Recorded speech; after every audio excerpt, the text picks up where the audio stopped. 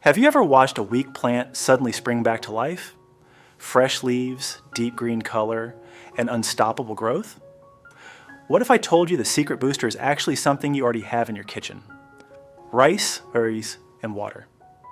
Today I'm sharing a simple natural tonic that can transform any plant in just a few uses. Take 1 cup of raw rice and add it to 2 liters of clean water. Let it rest for about 2 hours. During this time, the water absorbs starch, amino acids, and gentle nutrients from the rice, turning it into a powerful growth drink for plants. After 2 hours, strain the rice and keep the water. Your plant-boosting rice tonic is ready. Now slowly pour this water around the base of your plants, whether they're flowering plants, vegetables, or indoor houseplants. Use it once every 7 to 10 days. You'll notice the difference.